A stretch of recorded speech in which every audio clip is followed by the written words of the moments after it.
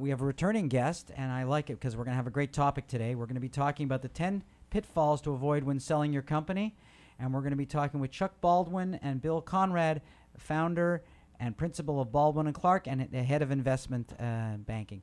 So welcome back. Thank you. Good to be here, Jeff. You want to first tell us about Baldwin and Clarke? Yeah, very briefly, we're a group of 4 financial service companies, and we are offer multidisciplinary integrated solutions for business owners and high net worth individuals and families. Number one is the failure to do pre-sale transition planning.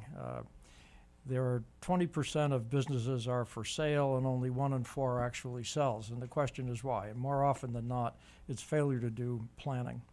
And transition planning, 72% of privately owned businesses do not have a business continuity plan, which is really surprising. Right.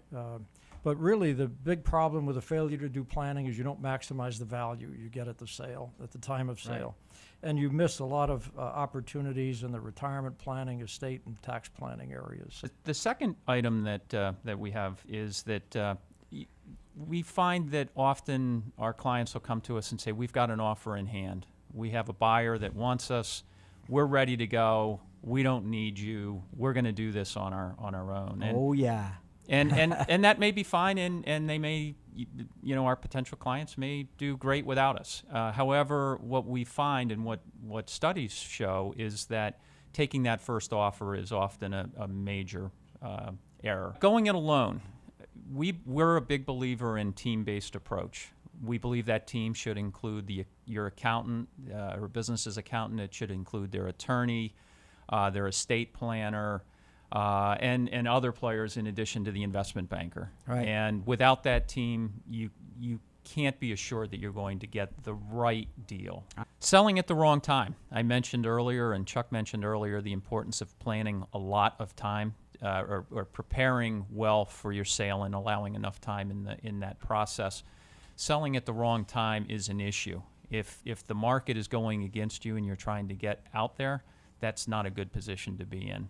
Failure to negotiate effectively in the process right up through the letter of intent, and then once you get through the letter of intent, getting to the closing, a lot of things can happen during that due diligence and closing period.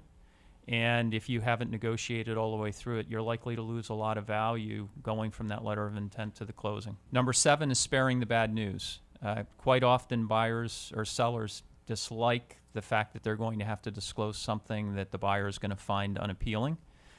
We believe that disclosing that information right up front, right at the beginning of the discussion, minimizes the effect of that hit to the seller. Information leaks.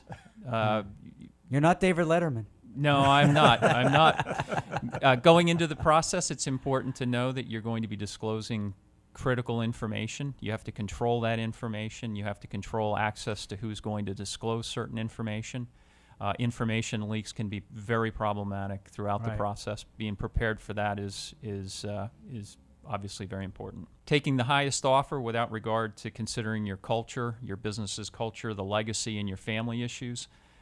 Oftentimes, we find that there are issues relative to the culture and succession that sellers are happy to trade off a little bit of value for. And then finally, failure to adequately address the seller's risk, especially when selling to insiders or when the seller is going to take the buyer's stock. There's a sale transaction is fraught with risk throughout the process. Understanding that risk going into it, controlling that risk through your advisors and your team is highly critical.